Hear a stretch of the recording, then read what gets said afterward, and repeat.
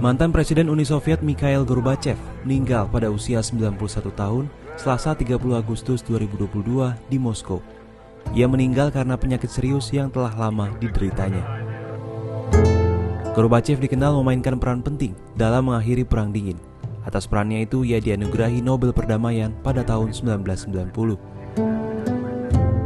Lahir pada tahun 1931 dari keluarga petani di Rusia Selatan, Gorbachev belajar ilmu hukum di Universitas Negeri Lomonosov, Moskow.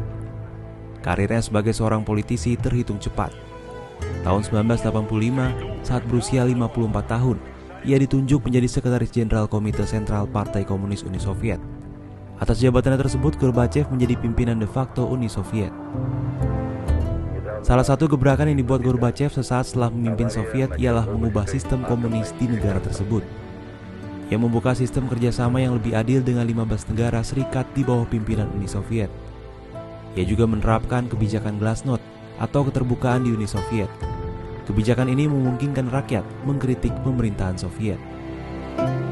Pada tahun 1990, Gorbachev dianugerahi Nobel Perdamaian atas peran pentingnya dalam mengakhiri Perang Dingin antara Uni Soviet dengan negara-negara Barat. Sejumlah kerjasama seperti pengendalian senjata nuklir bersama dengan Presiden AS Ronald Reagan dianggap menjadi pencapaian penting kala itu. Namun di tahun 1991, Gorbachev gagal menghentikan keruntuhan Uni Soviet sebelum akhirnya pecah dan antara lain menjadi Rusia. Gorbachev sempat mencoba kembali ke panggung politik di Rusia.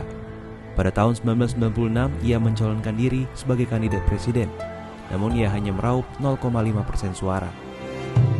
Meski gagal menghentikan keruntuhan Uni Soviet, nama Gorbachev akan selalu dikenang karena telah berhasil mendamaikan dunia lewat campur tangannya di era Perang Dingin.